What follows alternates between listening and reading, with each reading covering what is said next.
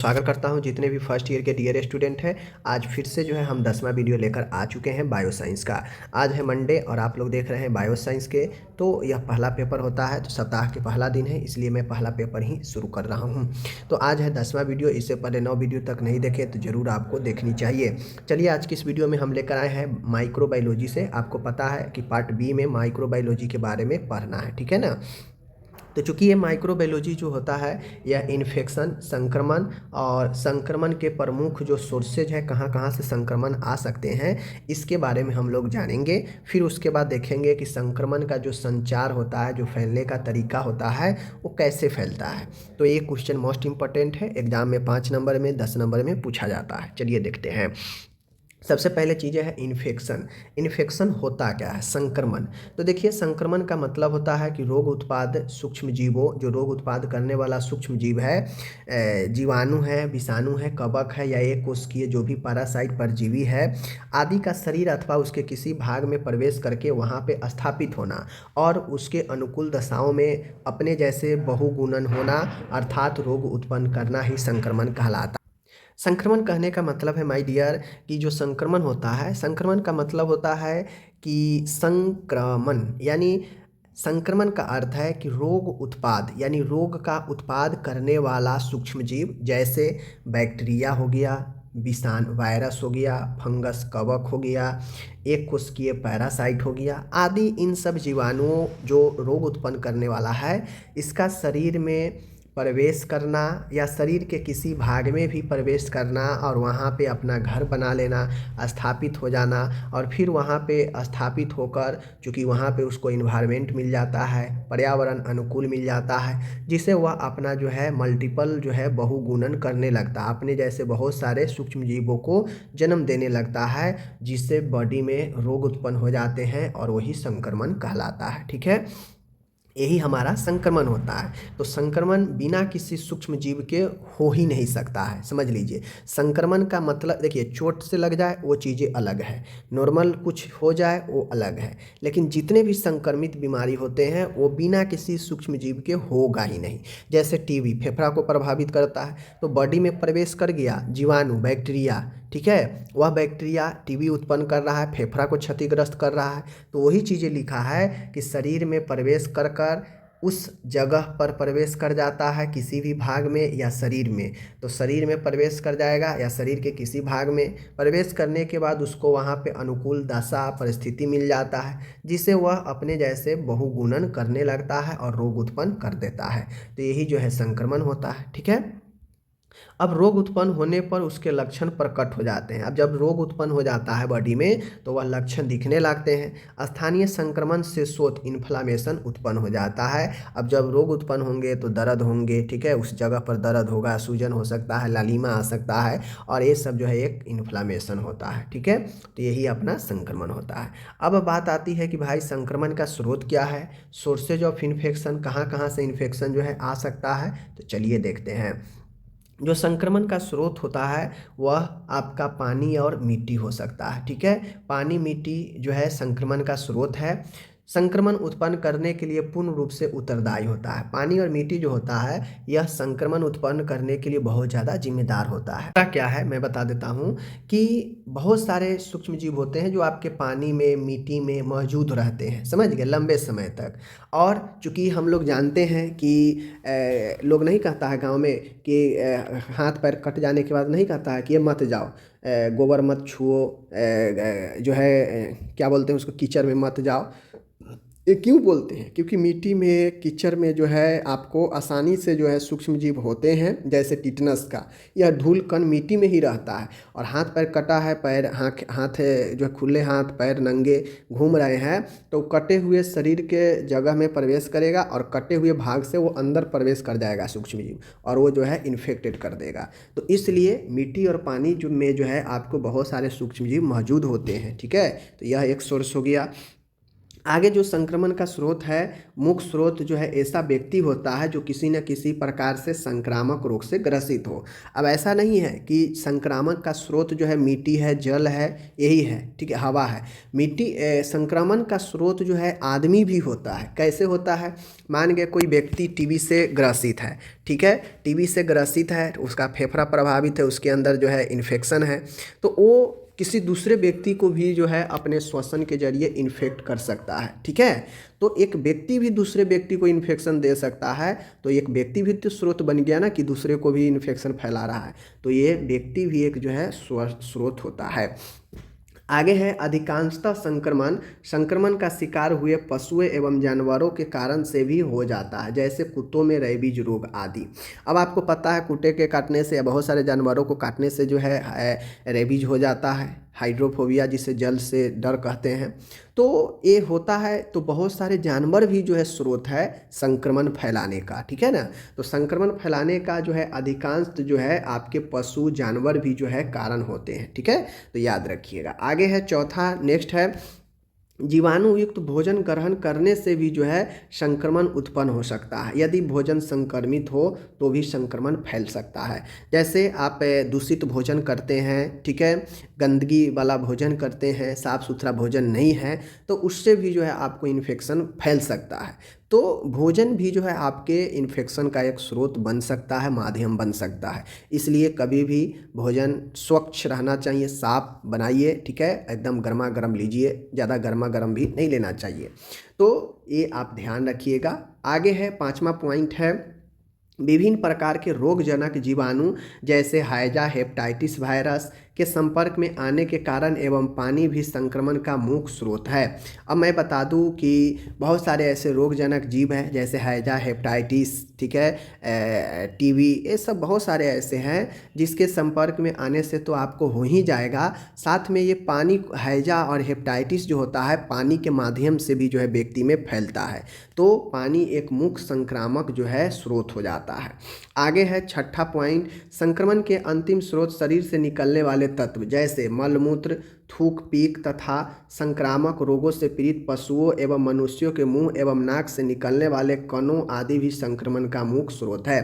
सीधा सीधा तौर पर कहा जाए तो संक्रमण के मुख्य स्रोत में जो है शरीर से निकलने वाला उत्सर्जी पदार्थ भी होता है। जैसे कोई जानवर है, कोई मनुष्य है, ठीक है, और वह किसी न किसी संक्रामक रोग से संक्रमित है।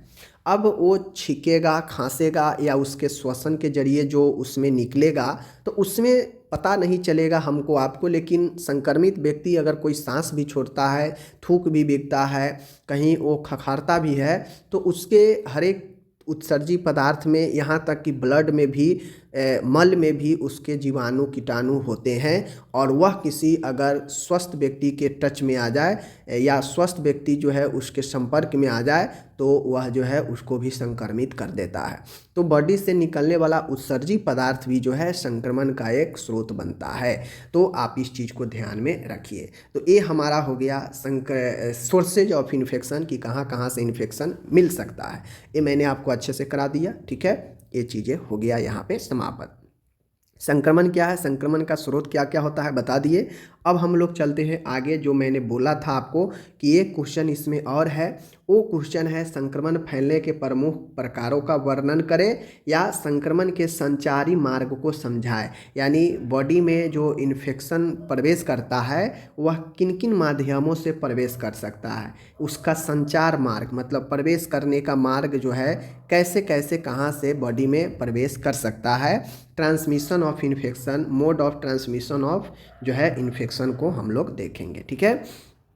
तो संक्रमण फैलने के जो प्रकार होता है, type of transmission of infection, चलिए इस चीज़ को जो है हम लोग यहाँ पे देखते हैं, ठीक है। देखिए मुख्य रूप से संक्रमण के दो प्रकार होते हैं। मुख्य रूप से संक्रमण फैलने के दो प्रकार होते हैं। संक्रमण जो फैलता है मुख्य रूप से दो तरीकों से फैलता है, दो तरीकों से ट्रांसमिट होता है किसी भी व्यक्ति में।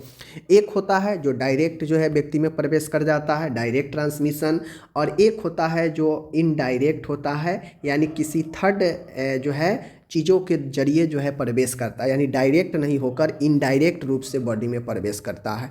तो यह दो तरीके से ट्रांसमिशन होता है इन्फेक्शन का। तो चलिए हम लोग देखते हैं।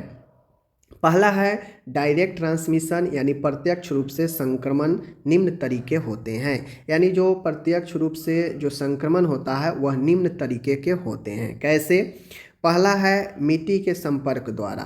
मिट्टी के संपर्क में आने के कारण जो संक्रमण होता है उससे टिटनस आदि रोग हो जाते हैं, और यह एक डायरेक्ट संपर्क द्वारा होता है। ठीक है, आपका बॉडी डायरेक्ट किसी चीज़ से संपर्क में आ गया और संक्रमण हो गया तो वह आपका डायरेक्ट होता है। जैसे मिट्टी पर आपका पैर पड़ा, उस मिट्टी से आपके बॉडी में जो है टिटनस का जो है सूक्ष्मजीव प्रवेश कर गया, जो रोग उत्पन्न करने वाला है, प्रवेश करके आपके बॉडी में टिटनस पैदा कर सकता है। तो मिट्टी डायरेक्ट संपर्क से बॉडी में ये करता है।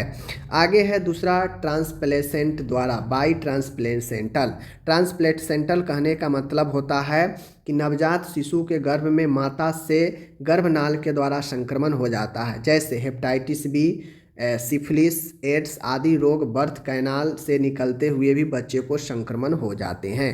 कहने का मतलब है ट्रांसप्लेसेंटल का मतलब होता है कि प्लेसेंटा एक होता है, जब आप पढ़िएगा थर्ड ईयर में तो पता चलेगा। प्लेसेंटा होता है, इसी प्लेसेंटा के जरिए जो है बच्चा का नाभि नाल लगा होता है और बच्चा को ऑक्सीजन, ब्लड, पोषण सब माँ से मिलता है। ठीक है, तो होता ये है कि अगर मान गए माता अगर किसी इन्फेक्शन से अगर ग्रसित है तो बच्चों में अगर होगा तो ये डायरेक्ट प्लेसेंटा के द्वारा, गर्भनाल के द्वारा बच्चा में इन्फेक्शन प्रवेश कर सकता है। यानी माँ से बच्चा में डायरेक्टली जो है इन्फेक्शन जो है प्रवेश कर सकता है गर्भनाल के द्वारा। ठीक है, जो हेपेटाइटिस बी, सिफिलिस, एड्स वगैरह बच्चे को कर सकता है संक्रमित, अगर माँ इन्फेक्शन है। साथ में जन्म के समय भी बच्चे को डायरेक्टली माँ के संपर्क में होने से डायरेक्टली भी उससे संक्रमण हो सकता है। ठीक है, तो ये हो गया। डायरेक्ट ट्रांसमिशन में ड्रॉपलेट ट्रांसमिशन आता है। ड्रॉपलेट कहने का मतलब है कि यदि कोई ऐसा व्यक्ति जो किसी संक्रामक रोग से ग्रसित है, खासकर श्वास रिस्पायरेटरी रोग से संक्रमित है, श्वसन नली वाला संक्रमण है उसको, ठीक है, श्वसन नली का संक्रमण है, और वैसा व्यक्ति किसी स्वस्थ व्यक्ति के सामने बोल रहा है, कोई चीज़ पढ़ रहा है, तो उसके संक्रमित व्यक्ति के मुंह से बोलते समय छींक जो निकलता है, थूक जो निकलता है, उसमें कुछ छींटा होता है, या उसका जो श्वास निकल रहा है वह किसी सामने जो व्यक्ति डायरेक्ट है खड़ा, वह उसके छींक को, श्वास को अगर इनहेल कर लेता है तो उसको भी डायरेक्ट जो है यह संक्रमण फैल सकता है। ठीक है, तो ये ड्रॉपलेट संक्रमण जो है हो, इसीलिए कहता है कि किसी व्यक्ति के मुंह के सामने अपना मुंह मत रखिए, खासकर तब जब वो व्यक्ति खुला हो, मुंह में कोई मास्क वगैरह नहीं लगाया हो, तो अपना मुंह उसके मुंह के सामने मत रखिए, वरना वो सांस छोड़ेगा आपके मुंह पर, आप उसके सांस को इनहेल करेंगे, या फिर वो जो है आपके श्वास को इनहेल करेगा, तो अब उससे आपको हो रहा है या आपको उससे हो रहा है पता नहीं चलेगा। ठीक है, ये कुछ दिन के बाद पता चलता है। तो ये चीज़ें ध्यान में रखने वाली बात होती है। ठीक है, आगे बढ़ते हैं। Direct contact. डायरेक्ट देखिए, अब डायरेक्ट कांटेक्ट में भी कुछ डायरेक्ट कांटेक्ट से होता है, यानी डायरेक्ट प्रत्यक्ष संक्रमण से। जैसे कुछ रोग सीधे संपर्क में आने से एक से दूसरे व्यक्ति में संचारित हो जाता है, रोग चला जाता है। जैसे चुंबन, यानी जिसे हम आम इंग्लिश भाषा में किस बोलते हैं, वो होता है। सेक्सुअल, यानी मैथुन क्रिया करने से या त्वचा के स्पर्श के द्वारा भी जो है संक्रमण हो जाता है। कंटेजियन अर्थात संसर्ग जनित संक्रमण कहलाता है। ठीक है, सिफिलिस, गोनेरिया, इम्पिटिगो, स्कैबिज आदि बीमारियां कंटेजियन के कारण फैलती है। देखिए, जो डायरेक्ट होता है एक कंटेजियन भी इसे हम लोग कह सकते हैं, जो डायरेक्ट जो है एक से दूसरे व्यक्ति में स्पर्श होने के कारण होता है। जैसे किसी को मान गए खुजली है, दाद है, तो उसके खुजली वाले जगह पर अगर आप टच कर लीजिएगा तो उसके खुजली में जो भी जीवाणु होगा वो आपके बॉडी में प्रवेश कर जाएगा और वो आपको भी जो है उस जगह पर खुजली, दाद खाज कर देगा। तो ये चीज़ें को ध्यान में रखना पड़ता है। किसी से डायरेक्टली जो है उसको टच मत कीजिए, खासकर वैसा जगह पर जहाँ पे दाद खाज खुजली वगैरह होने की संभावना ज़्यादा होता है। ठीक है ना, तो ये चीज़ें को ध्यान। साथ में किसी को डायरेक्टली जो है आप कितना भी आपके जानने वाला हो उसको साथ डायरेक्ट जो है चुंबन मत कीजिए, जो सेक्सुअल रिलेशन होता है डायरेक्टली मत बनाइए। ठीक है, तो ये जो है आपके कंटेजियन इन्फेक्शन जो है डायरेक्ट जो है फैला सकता है। तो इस चीज़ को ध्यान में रखना है, ठीक है। आगे आता है इनडायरेक्ट ट्रांसमिशन। इनडायरेक्ट ट्रांसमिशन कहने का मतलब होता है यदि किसी रोगी के संक्रमित जीवाणु किसी वस्तु पर गिर जाते हैं तो ये जीवाणु स्वस्थ व्यक्ति तक आसानी से पहुंच जाते हैं और उनको बीमार कर सकते हैं। जीवाणु एक व्यक्ति से दूसरे तक कई तरीक़ों से पहुंच सकते हैं। कहने का मतलब है डायरेक्ट वाला में डायरेक्ट एक व्यक्ति से निकलेगा दूसरे व्यक्ति में प्रवेश कर जाएगा, या डायरेक्ट किसी से टच होगा व्यक्ति को फैल जाएगा, ठीक है। या फिर मतलब डायरेक्ट एक से दूसरे में चला जाए, जैसे मिट्टी से सूक्ष्मजीव बॉडी में प्रवेश कर जाएगा, ठीक है। किसी व्यक्ति से किसी व्यक्ति में प्रवेश कर जाएगा डायरेक्ट, यानी डायरेक्ट होगा तो बीच में कोई मीडिएटर नहीं होगा, डायरेक्ट पहले से दूसरे में प्रवेश कर जाएगा। लेकिन ये जो इनडायरेक्ट वाला होगा माय डियर, तो इनडायरेक्ट में होता ये है कि पहले तो कोई संक्रमित व्यक्ति होगा, रोगी होगा, वह व्यक्ति किसी सामान को टच कर देगा, या उसके बॉडी से ब्लड निकल गया, गिर गया, या उसके बॉडी से सिक्रेशन से, जैसे नाक से जो है सिक्रेशन निकल कर गिर गया, या मुंह से थूक बिग दिया, और उस जगह पर कोई स्वस्थ व्यक्ति टच कर गया, हाथ रख दिया, या भूल से जो है वहाँ पे पैर चला गया, तो उससे जो है व्यक्ति में जो है उस वस्तु जहाँ पे वो गिरा है और वो किसी दूसरे व्यक्ति में टच कर गया, तो इससे इन्फेक्शन जो है होता है, तो वो इनडायरेक्टली होता है। वहाँ पे काम करता है व्यक्ति, जगह और दूसरा व्यक्ति, तो बीच में एक मीडिएटर आ जाएगा, जो उस मीडिएटर के थ्रू इन्फेक्शन फैलेगा, तो यह इनडायरेक्ट होता है, ठीक है। जैसे हवा व्यक्ति को इनडायरेक्टली रूप से इन्फेक्शन देता है। जानते हैं यदि कोई संक्रमित व्यक्ति खांसता है, छींकता है, बातें करता है, तो उसका थूक, उसका बलगम से निकलने वाले कुछ कण जीवाणु हवा में फैल जाता है, और उस आसपास रह रहे स्वस्थ व्यक्ति अगर उस फैले हुए जीवाणु को अपने अंदर इनहेल कर लेता है, श्वसन के जरिए ले लेता है, तो वह व्यक्ति जो है आपको संक्रमित हो जाता है। तो कहने का मतलब है एक रोगी जो संक्रमण से पीड़ित है, वो श्वास छोड़ा, थूक बीगा या बोला तो हवा में फैल गया, हवा में कोई स्वस्थ व्यक्ति जो है उसको अपने द्वारा श्वसन कर लिया तो वो भी संक्रमित हो गया। तो कहने का मतलब है कि यह एक से दूसरे में डायरेक्ट नहीं जाकर घूम के जा रहा है। श्वसन किया संक्रमित रोगी, हवा में छोड़ा, हवा से दूसरे स्वस्थ व्यक्ति लिया और दूसरे जो स्वस्थ व्यक्ति है वो संक्रमित हो गया। तो ये हवा जो है आपका इनडायरेक्टली संक्रमित करता है, ठीक है। पानी भी इनडायरेक्टली संक्रमित करता है। कैसे करता है देख लीजिए। कुआं एवं पीने वाले पानी के स्रोत, जानवर एवं मल मूत्र के निस्तारण की व्यवस्था, जगह जगह लगे कूड़े के ढेर एवं अनेक कारखानों से निकली गंदगी के कारण से संक्रमित हो जाता है। अब देखिए कुआं है या जो चापाकल होता है, हैंडपम्प, वो आप गंदे जगह पर बनाए हैं, जहाँ पे बहुत कचरा का ढेर है, जहाँ पे कल कारखाने हैं, वहाँ से पानी आपका पीने का स्रोत आ रहा है, या जगह जगह कूड़े का ढेर लगा है, या फिर जो कुआं है वह किसी अच्छे जगह पर नहीं है, गंदे जगह पर है, तो हिसाब करके तो पानी कुएं में ही न जाएगा अंदर से, तो वह संक्रमित पानी पीने से किसी दूसरे व्यक्ति को अगर संक्रमण मान गए कि जानवर का मल मूत्र निकल रहा है, आसपास जमा है, तो ऑब्जर्व होकर नीचे ही न जाएगा, और नीचे से फिर पानी आ रहा है पीने का, तो जो मल मूत्र है वो तो पूर्ण उसमें सूक्ष्मजीव होगा ही, रोग उत्पन्न करने वाला, ठीक है। या फिर कल कारखाना का हो गया, या जगह जगह जो आपके ढेर लगे रहते हैं कूड़े का, तो उस समय तो सूक्ष्मजीव होना ही है, लाजमी है। तो वो अगर पानी के स्रोत में जाके मिल जाएगा, और उस पानी को अगर आप आसपास से पीने की यूज कर रहे हैं, तो जाहिर सी बात है वो पानी आपको संक्रमण देगा ही देगा इनडायरेक्टली रूप से। तो ये दूसरा पानी भी बनता है। तीसरा है दूध, मिल्क। मान गए संक्रमण के कारण बीमार पशुओं के दूध द्वारा भी संक्रमण फैलता है। कहने का मतलब है जो आपका गाय भैंस जो दूध देती है, अगर वो उसमें से किसी का तबीयत खराब हो जाए, ठीक है, किसी का तबीयत खराब हो जाए, इन्फेक्शन हो जाए, तो जाहिर सी बात है उसका पूरा बॉडी इन्फेक्टेड है, तो उसलिए अगर उसका दूध का इस्तेमाल अगर करेंगे तो जाहिर सी बात है उसका इन्फेक्शन जो है मनुष्य में भी आ जाएगा। तो कहने का मतलब है कि दूध भी आपका एक इन्फेक्शन का जरिया बनता है, ठीक है। चीज़ को ध्यान में रखिएगा, जो इनडायरेक्टली होता है। चौथा है फूड। फूड कहने का मतलब है भोजन। भोजन कहा जाए तो भोजन पकाने वाले हाथों से भी संक्रमण फैलता है। मान गए आप हाथ नहीं धोए, बहुत काम किए और जाकर सीधा रोटी बनाने लगे, सब्जी बनाने लगे, तो आपके हाथ का जो संक्रमण है रोटी में जो आटा गूँथेंगे उसमें चला जाएगा। और जब उसको आप जो है इस्तेमाल करेंगे या हाथ नहीं धोए और भोजन जो है सीधा निगलने लगे उसी हाथ से, तो क्या होगा, इनडायरेक्टली आप जो है अपने हाथ से जो है संक्रमण अपने आप में प्रवेश करा रहे हैं। ठीक है ना। तो भोजन भी जो है जैसे मक्खी चूहे कॉकरोच कीट आदि के द्वारा भी रोगजनक जीवाणु हमारे भोजन तक पहुंचते हैं। समझ गए। जैसे आप अगर भोजन को सही से स्वच्छ साफ सुथरा नहीं बनाइएगा तो न जाने आपका उस भोजन में कौन से कॉकरोच कीट मक्खी जो है किस चीज़ को लाकर मिला दिया है क्या पता है, तो उससे भी आपको भोजन के जरिए भी इन्फेक्शन मिल सकता है। ठीक है।